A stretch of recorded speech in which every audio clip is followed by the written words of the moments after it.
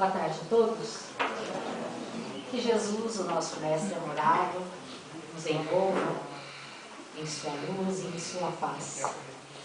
Eu aprontei com meu marido também, como ela fez. Um pouquinho diferente, viu? Ele não queria saber também da doutrina espírita e eu fazia evangelho em casa sozinha todos os dias também na época. E eu aproveitava que ele dormia primeiro que eu e eu dava passe nele. Ele dormindo, chamava o anjo de guarda dele e dava passe nele. E assim foi devagarinho convencendo ele. E aí um belo dia ele teve que ir para Brasília fazer um curso, porque ele era funcionário do Banco do Brasil, tinha que fazer um curso de especialização. E arrumando a mala dele, eu coloquei um livro dos espíritos lá no meio das roupas. Aí ele audaciosa, chegou... né? Hã? Audaciosa? Mas nem tinha que ser. Aí ele chegou em Brasília, ele falou, eu não tinha nada para fazer de noite, vi aquele livro e comecei a ler. E foi a sorte dele, porque quando depois, logo em seguida que ele voltou, ele foi nomeado para uma outra cidade, lá em Minas mais precisamente, e nesse meio tempo nós estávamos criando uma netinha nossa e ela morreu em cima da nossa cama. E ele falou, ainda bem que eu li esse livro. Então a gente tem que estar sempre preparado. Ele estava preparado para a sorte dele. Mas vamos ao nosso tema de hoje. Aquele menino já fazia um tempo que ele vinha triste, acabrunhado. E os seus pais não percebiam, principalmente o pai. Muito preocupado com o seu trabalho, com seus afazeres. E ele não notava que o filho estava diferente, que o filho andava triste. Era um menino de uns 7, 8 aninhos. E um belo dia, quando o pai retorna do trabalho, já tarde, o menino vai encontrá-lo. Pendura no pescoço do pai, beija o pai, abraça o pai. E o pai fica assim, até que meio emocionado ao sentir toda essa demonstração de afeto do filho por ele. O pai conversa com o filho e o leva para dentro de casa. Neste momento, o menino volta-se para ele e pergunta, assim, de sopetão, papai, quanto é que você ganha por dia? O pai olha para o menino indignado e já diz a ele, sim, eu já sei, você quer um brinquedo novo. Por isso que você quer saber quanto é que eu ganho. Não é mesmo? O menino disse, não, papai. Mas quanto é que você ganha por dia? O pai disse, eu não vou te dizer. E já para a cama, vai dormir. O menino, obediente que era, pegou e foi dormir. Passa um pouquinho o tempo, o pai sentado ali no sofá, começa a pensar naquilo que ele havia dito à criança, que ele havia sido até muito estúpido com o menino, grosseiro, só por causa de uma pergunta, o menino não havia feito nada demais. Aí ele, arrependido, com o coração partido, pega e vai lá no quarto. E chama o menino. Meu filho, você está acordado? Eu estou ainda, papai, não consegui dormir. O pai pega, senta-se ao lado da cama da criança e começa a conversar com ele. Mas passa um tempinho dessa conversa, o menino volta à pergunta. Papai, quanto é que você ganha por dia? O pai já ficou bravo outra vez, mas aí ele se conteve. E ele falou, eu ganho R$100 por dia. Papai, você poderia me dar R$50? O pai, que já estava com um sentimento de culpa pela atitude anterior com a criança, pega, coloca a mão no bolso e tira uma nota de R$50 e entrega para o menino. O menino, contente, todo satisfeito da vida, coloca sua mãozinha embaixo do travesseiro e tira algumas notas de dinheiro. E ali ele olha e soma e fala para o papai, agora eu tenho R$100. Consegui os R$100, papai. Eu quero te dar esses R$100 e te pedir que amanhã, papai, você não fique trabalhando até tarde como tem ficado todos os dias, inclusive hoje também. Eu queria tanto jantar com você, papai. Eu queria tanto conversar com você, contar de mim para você, do que eu faço durante o dia. com quem eu brinco na escola, o que eu aprendo na escola. Eu queria o teu carinho, o teu amor, a tua atenção. E o pai, né? Fazia o que nessa hora? Concordou com o filho. E nós vamos trazer isto para a nossa vida. Quantos pais não fazem a mesma coisa com seus filhos? E aqui eu não me refiro apenas ao pai, mas à mãe também, porque muitas mães trabalham fora. Chegam em casa à tarde, cansados do trabalho, porque muitos trabalham em excesso, e não tem momento, um minuto para dar de atenção aos seus filhos. Então o que esses pais fazem? Muitas vezes precisam passar no supermercado, ou passam numa loja, ou no caminho de casa mesmo, encontram alguma coisa aberta, compram um brinquedo e entregam para o filho.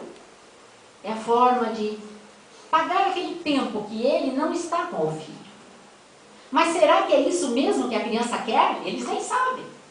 Trabalham feito loucos para dar presentes para os filhos, para dar as coisas para os filhos. Mas na realidade eles não sabem o que seus filhos querem, porque eles não conhecem os filhos, porque eles não têm contato mais estreito com aquelas crianças. Eles não têm tempo para brincar com os filhos, contar uma historinha, contar até da sua infância, convidar-se a um menino para um fim de semana e pescar, ou ir jogar um futebol. Se é uma menina, brincar com as bonecas, conversar com ela. Esses pais não têm esse tempo. E aí eles compram.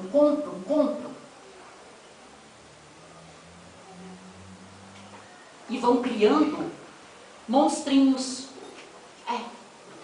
Porque a criança que não recebe amor, que não recebe carinho, que não recebe atenção, ela vai se tornando rebelde, agressiva, mal-humorada, porque começa com uma tristeza. Uma pequena tristeza, essa falta de atenção da presença dos pais em casa. E vai se transformando nessas outras situações, né? A revolta, a agressão, a agressividade. E é o que nós estamos vendo nos adolescentes de hoje em dia. Muitos, às vezes, levam até uma arma para a escola para matar um amigo, porque às vezes está sofrendo um bullying e não aceita. Eu sofri bullying na minha infância, e nem por isso eu levei uma faca ou um revólver para matar alguém. Mas eu tinha atenção dos meus pais, eu sempre tive carinho deles. Então eu não ficava rebelde, não me revoltava, mas sofri bullying. Sofri.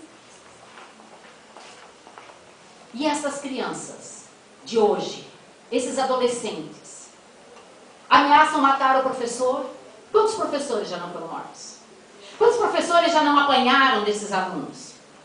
Quantos desses alunos já não tentaram matar o coleguinha? E o que é isso?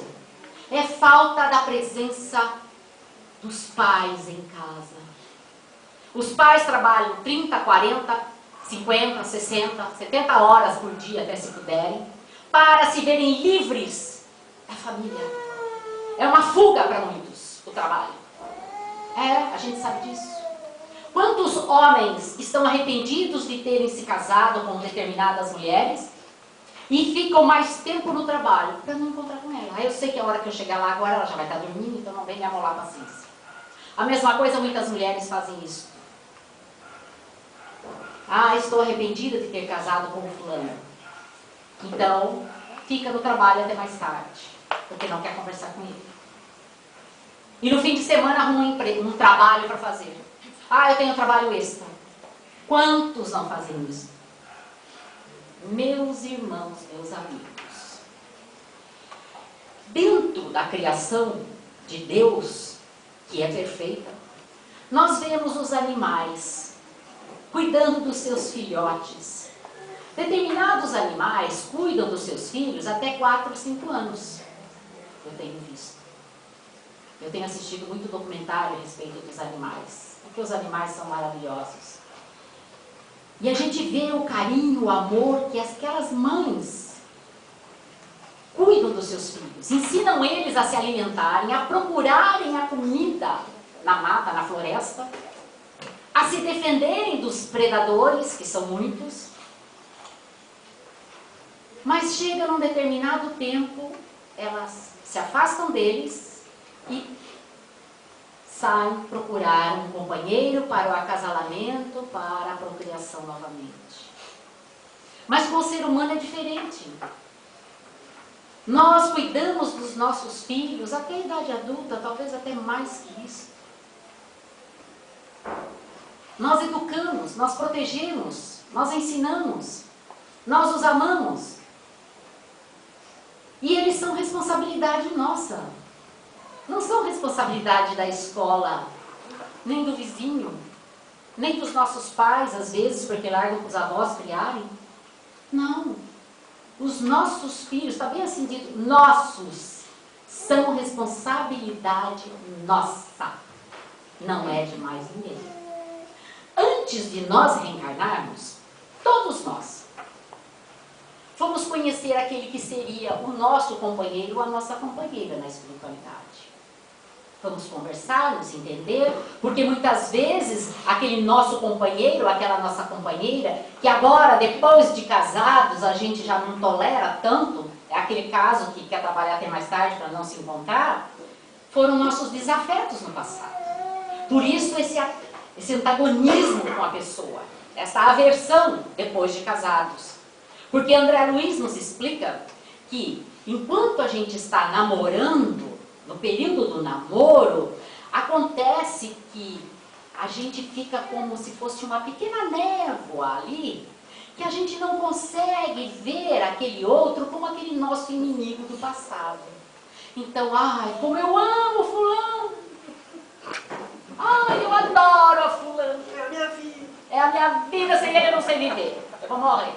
Aí casa, meu Deus do céu, é a desgraça. Porque aí aquela nuvenzinha vai embora, aí a gente começa a ver aquela pessoa como aquele baita inimigo do passado. Mas agora já é tarde, né? A gente tem que conviver. Então tem que aprender a conviver. Então isso a gente já aprende lá. Eles já nos ensinam lá, eles já nos mostram lá, ó, você vai reencarnar, mas você vai ter que casar com esse fulano aqui, ou com essa fulana aqui, porque vocês dois têm compromissos assumidos na vida pretérita. Então agora, querendo ou não, vocês vão ter que aprender a se amar. A se amar, não é se tolerar não, é a se amar. Como o Divaldo nos conta que uma senhora tolerou o marido dela por 50 anos. Aí ela desencarnou. Aí ela chegou na espiritualidade, faceira da vida, e veio um mentor lá receber ela. Aí ele pergunta para ela, então, minha irmã, como é que foi, né, a tua vida? Ah, eu tolerei o fulano 50 anos, agora eu tô livre dele. Tá livre não, minha filha. Agora você vai voltar na próxima reencarnação, vai casar com ele outra vez, você vai aprender a amar. Então não adianta. Gente, não adianta separar. Não adianta. A gente separa, se livra aqui, mas vai voltar na outra. Vai ter que se encontrar.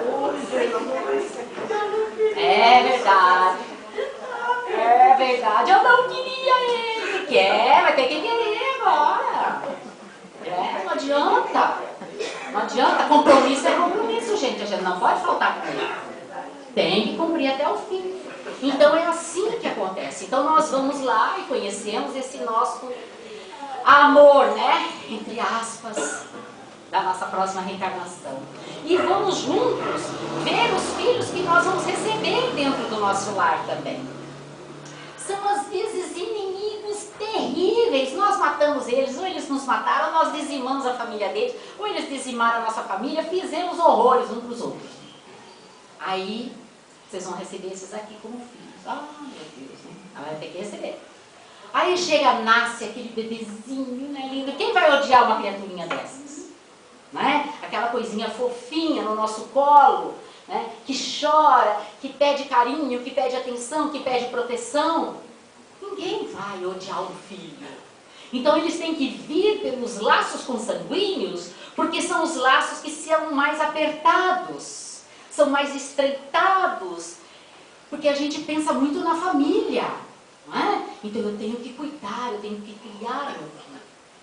Mas muitos pais são relapsos, são negligentes com a educação dos seus filhos. Então fazem esse tipo de coisa. Quando os filhos precisam deles, não tenho tempo. Não, agora não, outro dia. Papai me leva para brincar, vamos lá, vamos jogar, não sei o quê. Não, hoje não, estou cansado. Não posso. Então esses pais começam a dar desculpas. Começam a fugir deste compromisso. Porque aquele filho que está ali é aquele inimigo. E ele ama, é um sentimento meio louco. Ele ama o filho, mas ao mesmo tempo ele tem aversão ao filho. Ele não quer ficar perto do filho. Vejam bem. Mas é aí que nós temos que ficar juntos.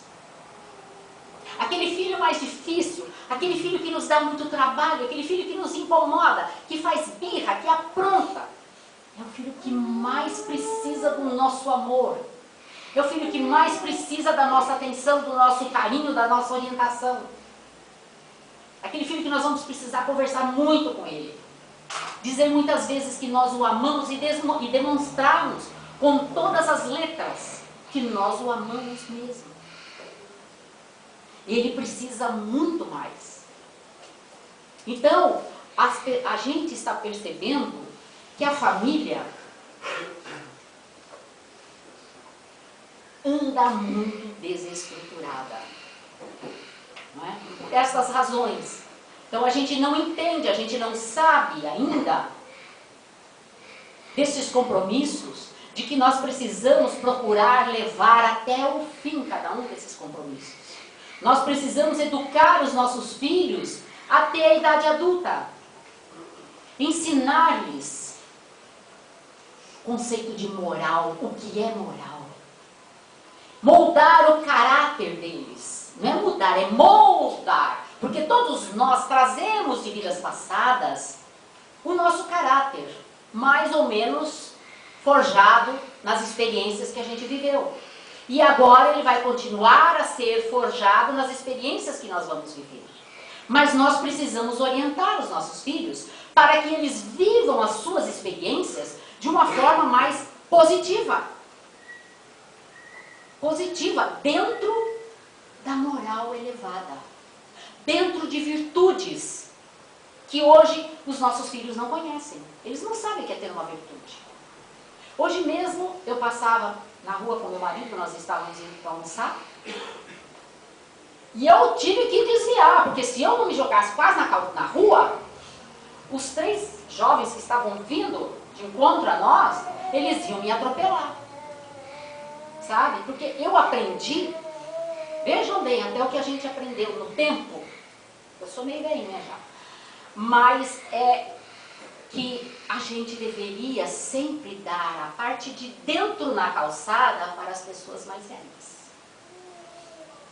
Isso era educação. Isso se chama educação. Dar a parte de dentro.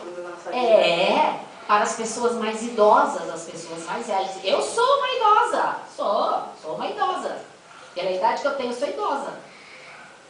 Então, o que esses jovens deveriam ter feito? Deveriam ter eles ficado em fila única, né? E deixado para mim e o meu marido de cabecinha branquinha que ele está, a gente para dentro. Mas não, eu que tive quase que me atirar na rua. Quer dizer, aí demonstra a falta de educação. E eu até hoje faço isso, eu não consigo passar por uma pessoa mais idosa do que eu e jogar ela no meio da rua, não. Ou na beirada da calçada, não, eles têm que ser protegidos. Eles precisam ficar no cantinho. Então é assim. A gente aprendeu a cumprimentar as pessoas idosas, a respeitar elas. Hoje, um jovem passa pela gente, eles não estão nem aí. Se a gente tiver, às vezes, com dificuldade, num ônibus, por exemplo, um idoso estiver em pé e o jovem estiver sentado e não tiver mais lugar, ele continua sentado, o velho que se dane. Isso se chama falta de educação, falta de moral, falta de respeito também. Concordo contigo. E é assim que nós estamos vendo os nossos jovens. Fora estes que estão sendo adotados pelos traficantes, né? Porque eles não têm pai e mãe não, em casa, nem pai nem mãe. Então, eles vão procurar na rua. E na rua o que eles encontram? Traficantes, bandidos, e se associam a eles. Por quê? Por quê? Porque eles conversam com eles. Eles dão atenção para eles. Eles fazem tudo que os pais não fazem com eles em casa. Então, mas é claro que é com interesse, segundo interesse. Não é porque gosta. Mas a criança, o jovem, ele está necessitado. Ele está tão carente que ele não quer saber. Ele vai e ele entra. E é assim que eles aliciam essa juventude tão carente de amor.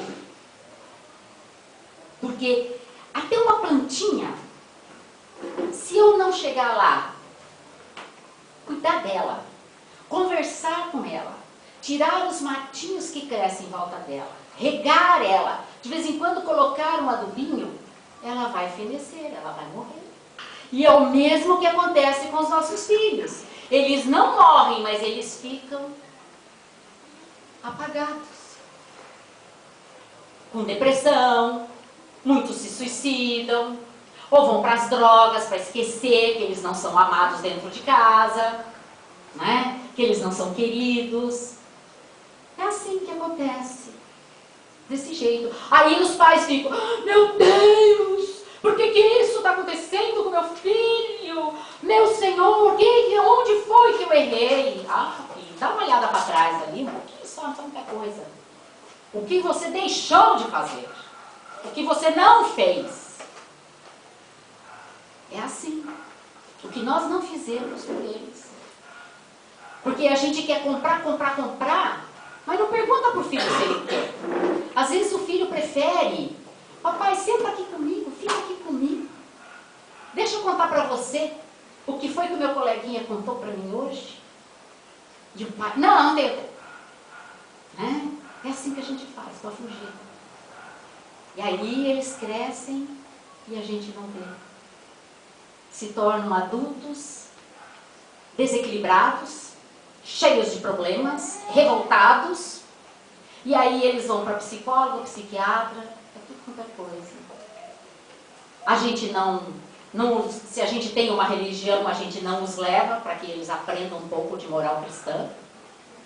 Porque nós temos essa responsabilidade também. Isso é responsabilidade nossa. Encaminhar os nossos filhos. Se lá na frente eles não quiserem seguir a nossa religião e quiserem mudar porque eles não se adaptam ali, aí o problema é deles. Mas nós os levamos desde pequenininhos, devemos fazer isso. Ensiná-los a orar, ao colocá-los na cama. Contemos a historinha, mas vamos fazer uma prece com eles.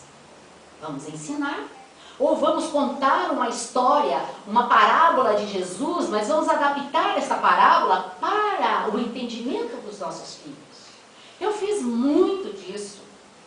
Eu tinha que ir lá fazer a prece com era assim, um de cada vez, não adiantava eu fazer no quarto. Eu entrava no quarto, as minhas duas filhas, né, as mais velhas, e eu não podia fazer a prece uma só prece. Não, elas não aceitavam. Eu tinha que sentar na beira da cama de uma, e cada dia ela começava com uma. Elas não aceitavam. Não, mas onde você fez primeiro para a Vanessa? Hoje é para mim. E era assim, sabe?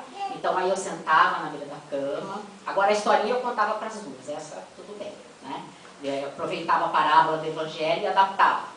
Eu sempre fui boa nisso aí para inventar historinha, eu sempre gostei.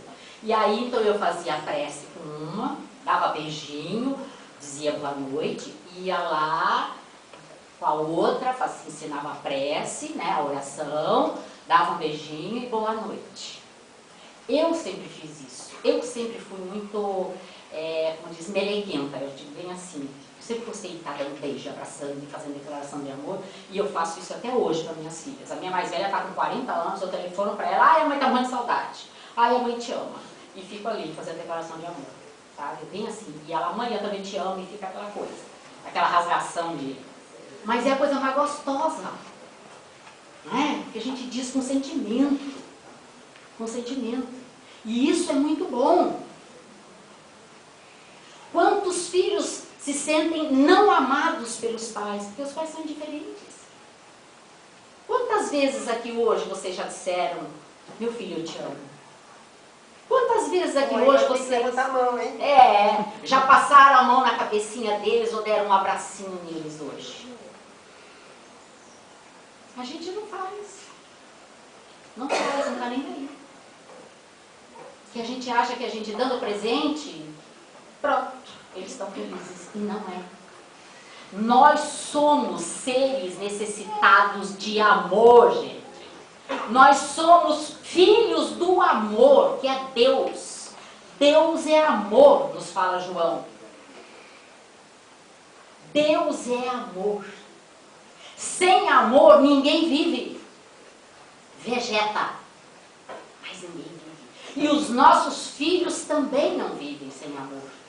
Eles precisam deste amor para viver. Este amor é o alimento deles. O que a gente fala para uma pessoa? Ah, por exemplo, eu brigo com a Kika. Né? Depois eu encontro a minha companheira, que é minha amiga, e fala assim, a Kika lá é uma malamada. Por quê? Porque a Kika foi mal criada, a Kika brigou comigo, a Kika me xingou. E essa é a atitude de quem, que a gente costuma dizer? De uma pessoa que é mal amada. A pessoa mal amada, ela se torna agressiva. Assim se tornam os nossos filhos.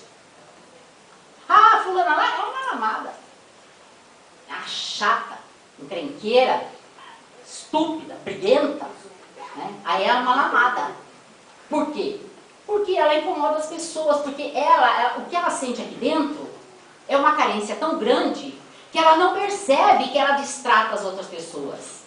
Porque ao invés dela atrair as pessoas para volta dela para ganhar amor, para ganhar atenção, ela sem perceber, ela está tão assim, cresceu tão desse jeito, que ela agride. E quanto mais ela faz isso, mais ela afasta, mais ela fica sozinha, mais ela fica solitária. E é o que acontece muitas vezes com os nossos filhos. Porque hoje em dia a gente observa que as pessoas estão muito mais preocupadas em ter do que ser.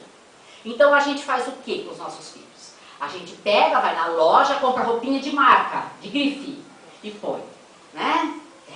Pra festinha de aniversário. Aí ela chega lá, menininha toda, né? Chicosa, de roupinha de grife, as amiguinhas aceitam ela na turma. O nosso filho, se a gente não coloca um tênis ou uma camiseta de grife nele, ele não é aceito pelos amigos dele. Os meninos não aceitam ele no clã ali, né? No grupo. Porque, não, você é pobretão, não tem tênis de marca. Então, a gente está vendo isso acontecendo diuturnamente e não é de agora, gente. E eu vou lhes falar uma coisa. Não é com a intenção de colocar medo, mas é alertando. Nós estamos vivendo um momento no nosso planeta muito singular. Um momento ímpar. É o momento que está acontecendo a transformação do nosso planeta de provas e expiações para um planeta de regeneração. A sociedade está pedindo, está precisando que as famílias ofereçam a ela seres moralmente melhorados.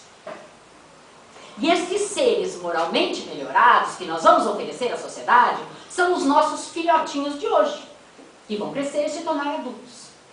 Porque senão nós vamos continuar desse mesmo jeito e não vamos chegar num planeta de regeneração, não. Para nós adentrarmos a um planeta de regeneração que vai se tornar o planeta Terra, quer queiramos ou não, porque nós já estamos em meio ao processo, nós precisamos nos melhorar. E em nos melhorar, nós melhorarmos os nossos filhos, dando a eles bons exemplos. Nós vemos pais falando palavrões na frente das crianças, fumando, bebendo, até cair na frente dos filhos. Isso é um bom exemplo? Não, não é. Xinga. E aí o menino ou a menina xinga, ai que lindinho, olha, só uma vez ele aprendeu. O que não presta a gente aprende rápido. Já é de nós, não é? Então nós precisamos começar a contribuir para um planeta melhor. Não é o planeta Terra física, assim, sabe? Essa bola gigante que ali flutua na atmosfera, que vai mudar. Somos nós que vivemos nela. E aqueles que não se melhorarem, já estão sendo expulsos do planeta Terra. Vão reencarnar num mundo como foi o nosso lá, na época do homem da caverna. Vão ser homens da caverna do outro mundo lá, do outro planeta. E o pior, lembrando das belezas e agora. Com saudades, né, do planeta, do lugar que eles viviam, que era maravilhoso, porque lá eles só vão encontrar dificuldades de toda sorte. Isso são as pessoas imorais, que é o que a gente está vendo aqui agora. Nós estamos vendo as nossas filhas com 12, 13 anos se prostituindo. Nós estamos vendo os nossos filhos, 12, 13, 14 anos, se perdendo nas drogas, no alcoolismo, no cigarro, em atitudes equivocadas. Nós precisamos começar a mudar esse contexto do nosso planeta. Nós precisamos inverter toda essa situação. E nós, pais, nós, família, porque a família é a célula primeira da sociedade. É a família que oferece as pessoas para a sociedade. Ela entrega. Quando os nossos filhos se tornam adultos, nós entregamos eles para a sociedade. E a sociedade não está bem. Porque o que nós temos ofertado à sociedade é o pior que nós podemos apresentar a ela. O que nós estamos vendo dentro da mídia? Falada, escrita e televisiva todos os dias. Só notícia ruim. De pessoas, de jovens, de adolescentes, tendo atitudes as piores possíveis.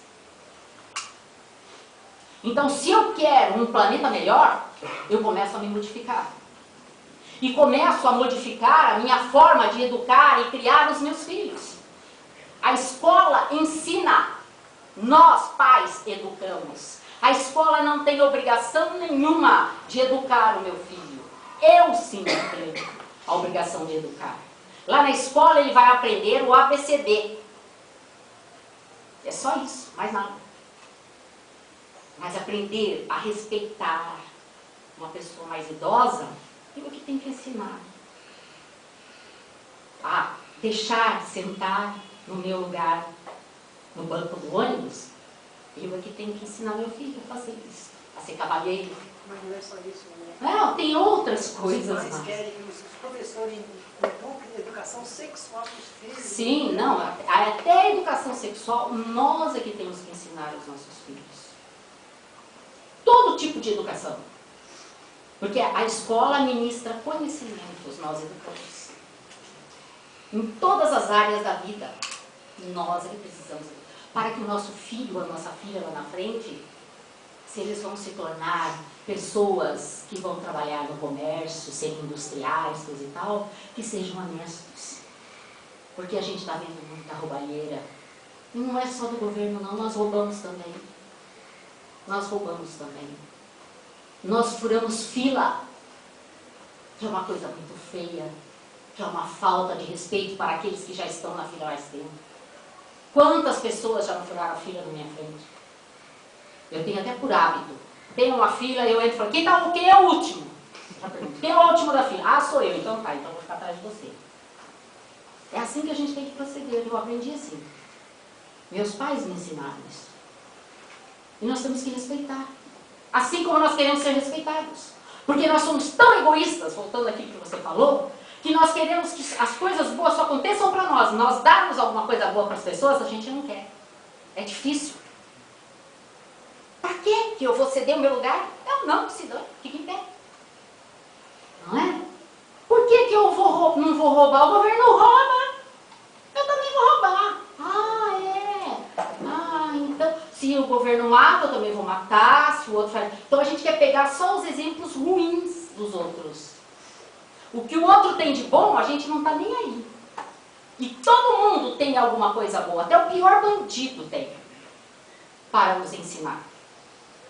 Todos nós temos alguma coisa para ensinar e para aprender. Todos, indistintamente. E nós temos que começar a nos tocar disto tudo, avaliar a nossa vida como tem sido e mudarmos a nossa atitude. Quem tem filhos pequenos, quem ainda não os tem, quem já os teve, ensine seus filhos agora a educar os seus netos. Eu tenho um neto que é educado até demais, está com 12 anos, eu até brinco com ele. Ele vai na minha casa, gente, eu compro guloseimas, né, porque vó adora fazer essas coisas. Ele não abre a minha geladeira sem me pedir licença. Não abre um armário meu sem ir lá pedir para mim. Ai, vovó, mas a mamãe me ensinou isso. Eu falo, mas aqui na casa da vovó não tem pico. Aqui a casa da vovó, que é da vovó, é teu também. Ele não abre.